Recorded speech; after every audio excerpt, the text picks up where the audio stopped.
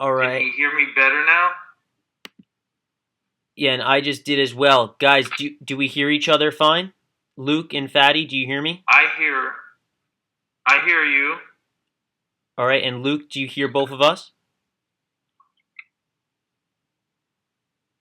Now we can hear Luke. Luke, Luke, are you there? Oh yeah, hello. I hear him now. All Yep. right, great. Can we get? I'm here, Max.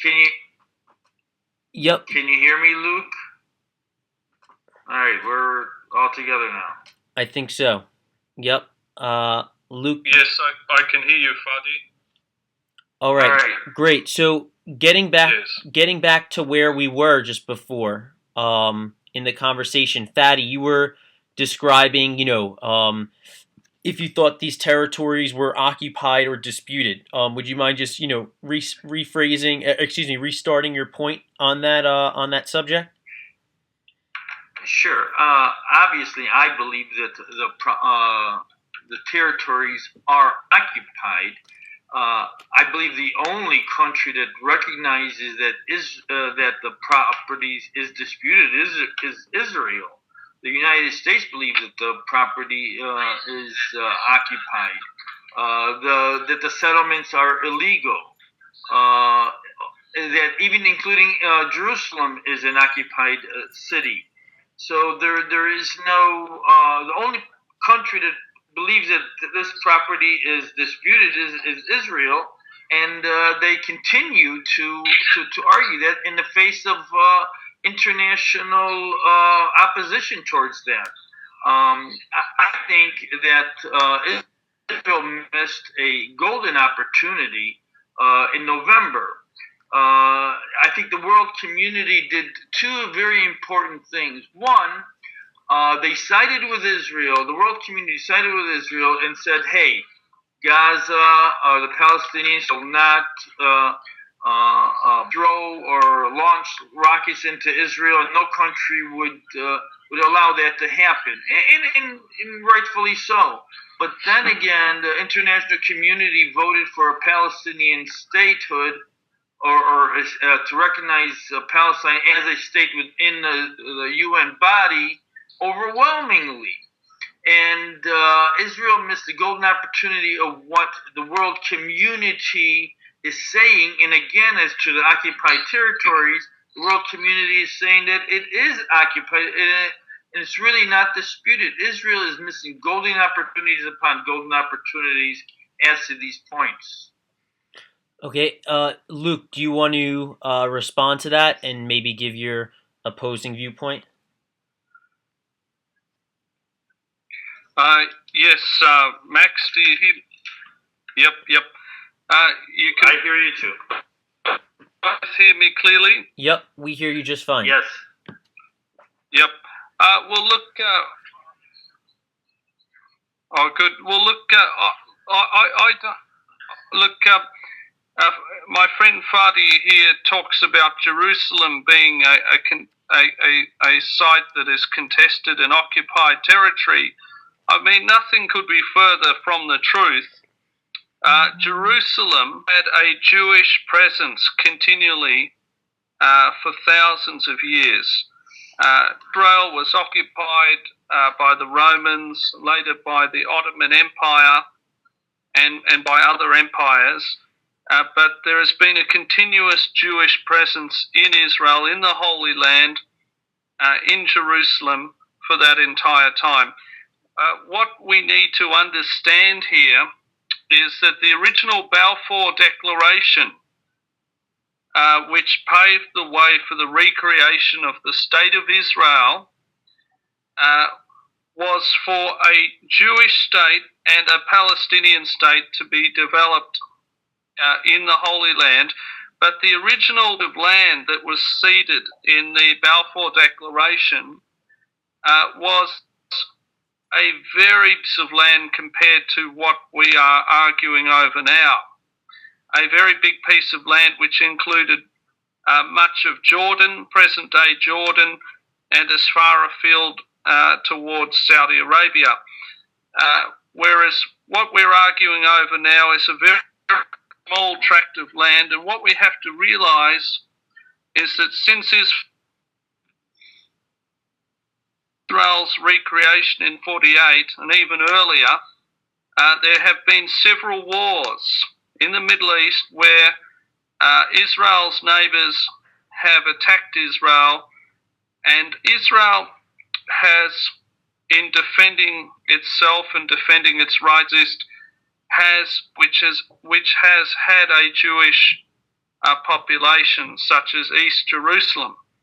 And I think what we need to understand here is that Israel, despite present-day Israel being much smaller than the original Balfour Declaration, the State of Israel has made many gestures and offers over the years to create a Palestinian state, including Ehud Barak in the mid-2000s, who offered around 95% of the demands of the Palestinians, but instead of accepting his offer, they were rejected.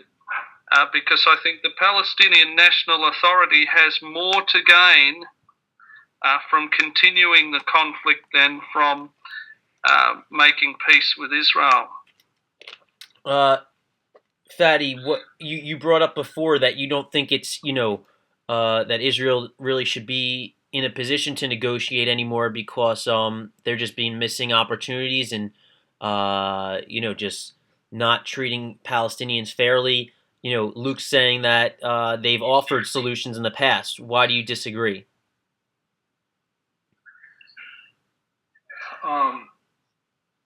First of all, about Jerusalem, he says there continues Israeli presence. No one is disputing that, Luke, that there's an Israeli presence there. We're just saying that Jerusalem has been a Palestinian part of the Palestinian identity for years as well.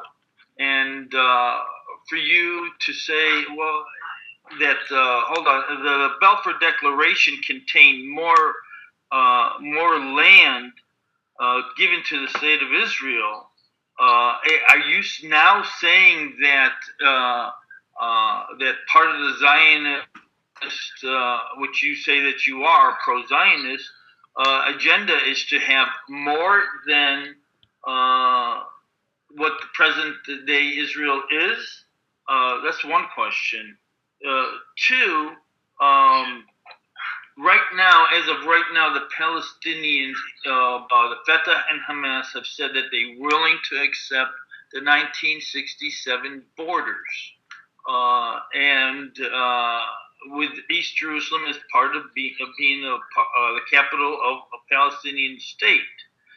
Israel is not ready to give that up, and I don't think that there is a political will within Israel to agree to such terms. The Palestinians do not have everything to gain from continuing this resolution. As a matter of fact, we are losing. We are continuously losing. Over the past week or so, many of our young Palestinian youths between the ages of 15 to 25 have been killed by the Israeli soldiers. Every day I wake up, I hear of another Palestinian youth being killed at the hands of Israeli soldiers. So we do not have anything to gain from continuing this. As a matter of fact, I believe that Israel has everything to gain by continuing this occupation. They want the status quo to continue, and as long as it continues, as long they continue to build more and more illegal Israeli settlements, continue to make facts on the ground, continue to build a isolationist apartheid wall. That they continue to do that, and they have more to gain by the status quo than the Palestinian Authority or the Palestinians. Luke, would you like to respond to that point that it's only Israel that's gaining anything in any sort of in all the solutions that they seem to be bringing up, there's nothing really that Palestinians tend to gain?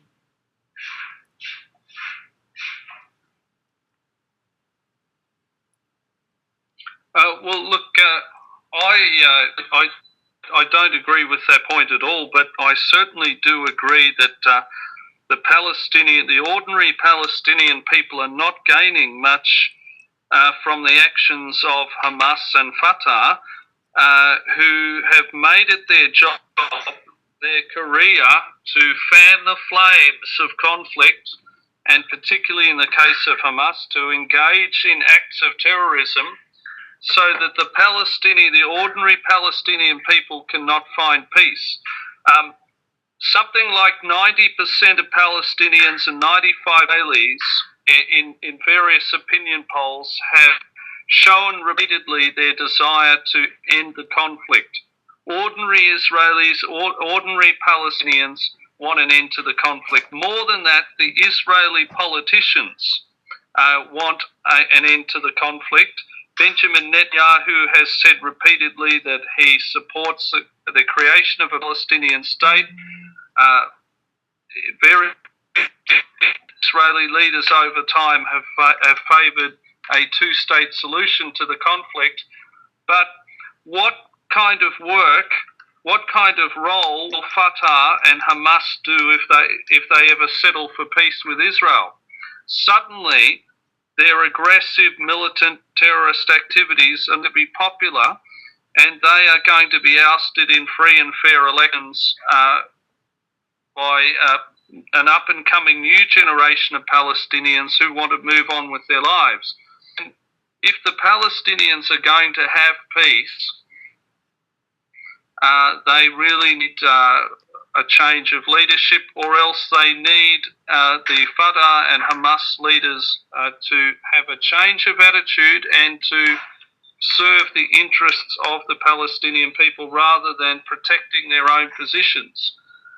You asked before, would I say that the Zionist agenda is to have more land? I think it's quite the opposite.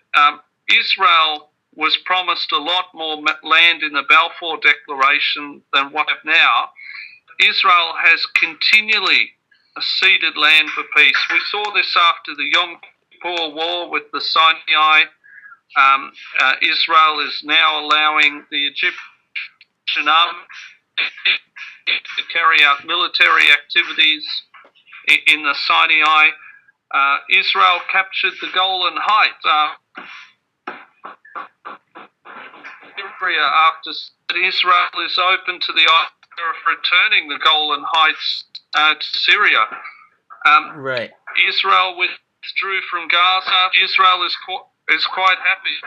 Right. So for peace. So, Fadi, what's your response to Luke's point where he's saying Israel was promised more land during the Balfour Declaration, and has given up lands in the past, and they don't seem to be receiving the proper, let's say, respect for doing so? I mean, do you agree with that? What do you think about that? Well, first of all, Max, who in the hell are the British to say that Palestinian land at the time that was owned by over 90% of the land was owned by Palestinians, and an Israeli state should be created?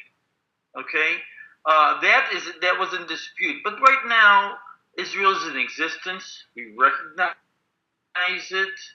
Okay, we disputed that at the time, and then we disputed the Balfour Declaration. We disputed the UN partition of Palestine, and but Israel now is in existence, and we accept it.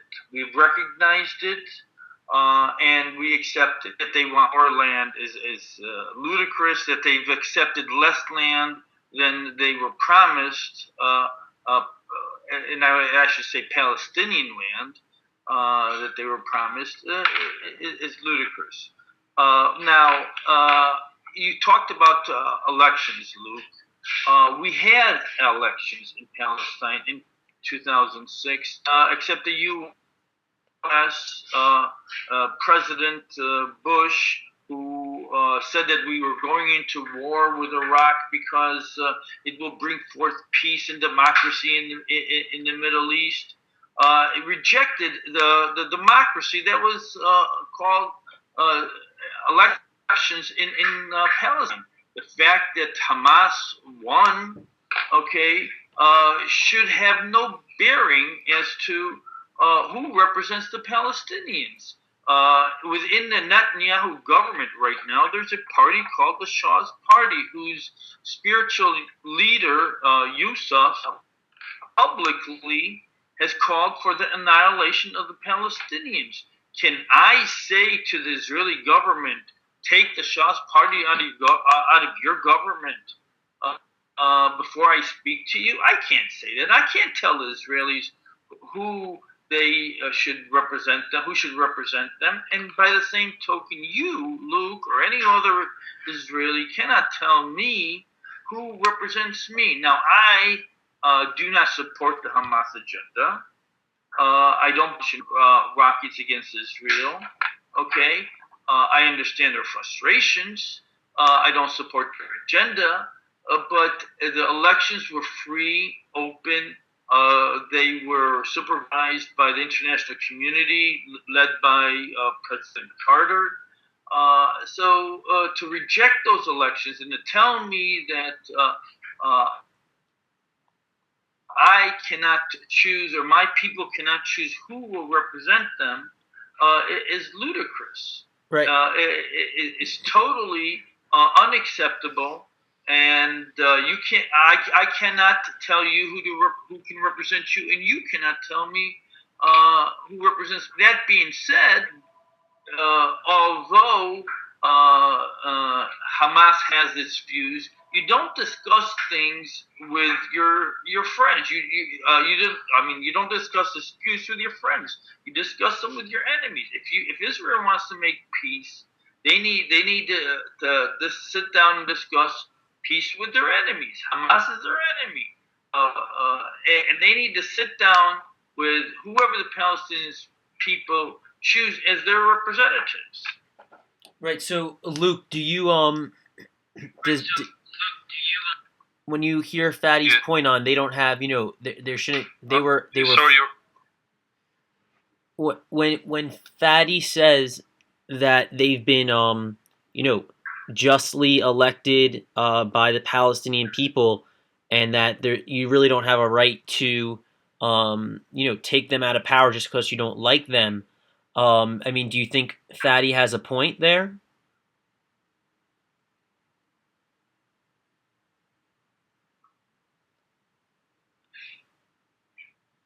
I can't hear him. Is he talking? I don't hear him. Yeah, sorry, Max. I couldn't got that question. Sorry, can you hear me, Max? Yeah, I hear you. Do you hear me, Luke? Hello, Max? Yes, do you hear me? I hear you. Can you hear me?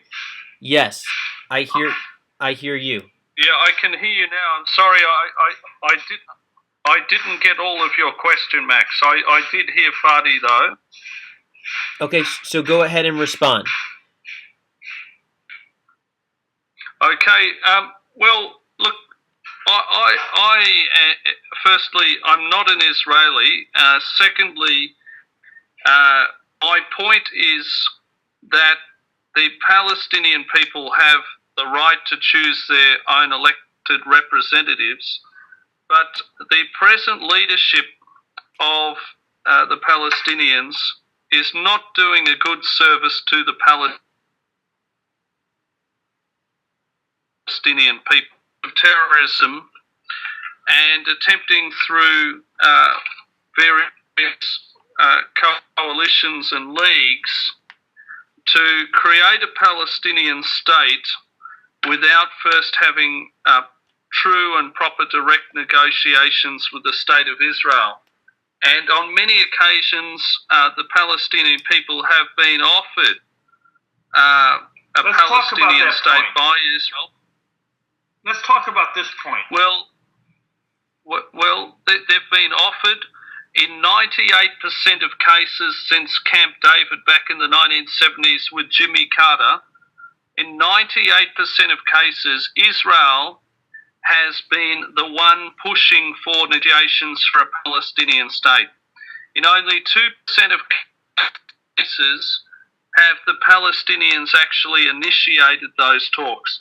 You can look back through the history and you will find that it has been consistently Israel that has been offering the olive branch to the Palestinian leadership, but the Palestinian leadership have a lot to lose if they ever settle for peace for Israel, because their hardline, brutal terrorist approach is not popular with ordinary people. And I think there's a lot of fear in Gaza. I think there's a lot of intimidation. Right. And the activities of Hamas, which is registered as a terrorist organisation, just been to attack Israelis with rockets, but has been to terrorise the people in Gaza. So Fadi, go ahead. Hold on. First of all, I object to calling my people terrorists. Okay. I can say the same thing about the Israeli soldier. His duty is to inflict fear into the Palestinians, and that's the basic definition of terrorism, is to inflict fear in people to get them to do something that they otherwise won't do. I believe the Israeli soldier's purpose is to make the Palestinian people, so much that they would leave the land, and I define that as a terrorist. So I can call the Israeli soldier a terrorist. So to call my people terrorists and continually use that term is offensive to me. I consider Israel an apartheid state, but I don't not continuously refer to it as an apartheid state. And I can give many examples of why I believe so. But to use that term continuously and to keep repeating it is offensive to me, and I won't accept it. That's one. Earlier you mentioned that 95% of the Israelis want peace. I just totally disagree with you. There was a recent poll that was taking that the great majority of Israelis believe that they would want to continue to live the way they are in the status quo, and they have no objection to living in apartheid-like discriminatory laws against the Palestinians.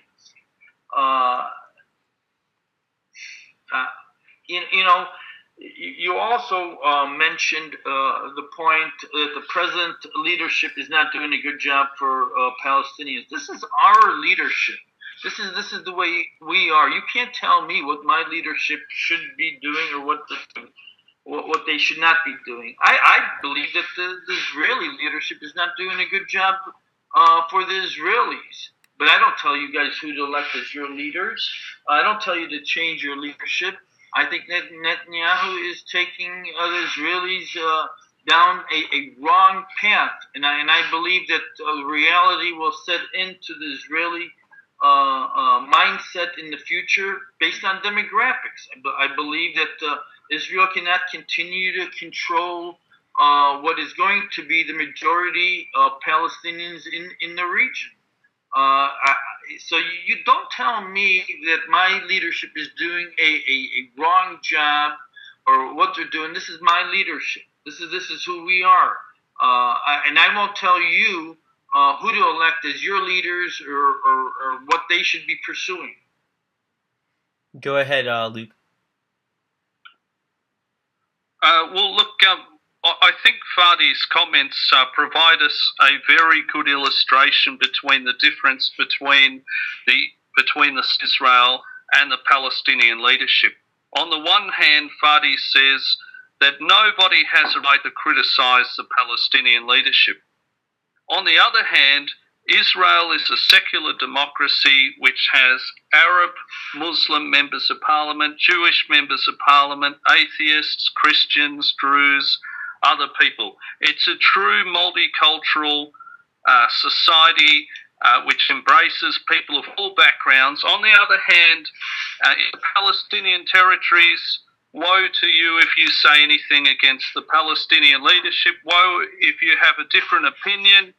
If you have a different opinion, you're seen as a Zionist, you're seen as an enemy. And there are many cases of ordinary Palestinian people who want to pursue peace with Israel and who are seen as aiding and abetting the state of Israel. And that culture has to change, that culture of intimidation. And I'm quite happy, Fadi, for you to disagree with the policies of the Israeli Prime Minister Netanyahu.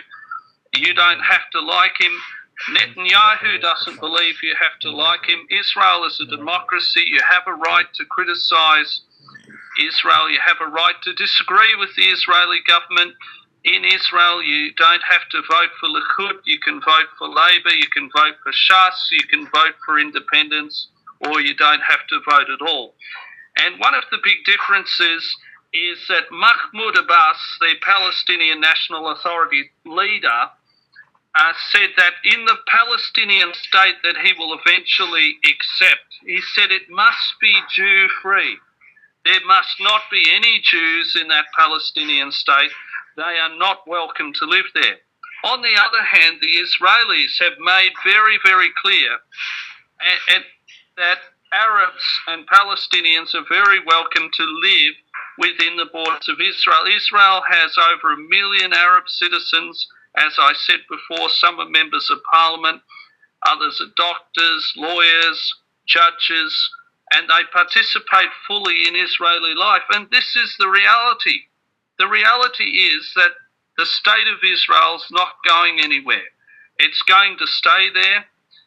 It's going to continue. 100 years from now, it will be there. The sooner the Palestinian National Authority come to accept that, the happier the ordinary Palestinian people are. Israel is at peace with Jordan. Israel is at peace with Egypt and has been since the Yom Kippur War. Israel wants to get on with everybody. The sooner the Palestinian National Authority gets out of the way and allows the Palestinian people to have their own state, the happier everybody's going to be. But that is going to not come through terrorism. It's going to come through direct negotiations. Right. Firing rockets at Israel is not going to achieve that. Right. So just quickly, Fadi and Luke, what I wanted to say is that unfortunately, I have to run to work for a little while. The discussion has been great, and you guys can continue it. Fadi, I know you'll be, coming back on at 11 to discuss gun control. So I'll look forward to, seeing you there, and we'll have someone recording that conversation. If you guys want to continue discussion, it's perfectly fine. I'd love to hear how you would move forward. And Fadi, obviously, you can respond to Luke. But I just wanted to, take the time to just quickly thank you, both of you for appearing, and sorry for the technical issues before. And feel free to continue the discussion. And if Fadi, you want to take a quick break before your gun control discussion, feel free to leave whenever you'd like. But just I have to go right now. You have to go as well? Luke, it was a pleasure talking with you.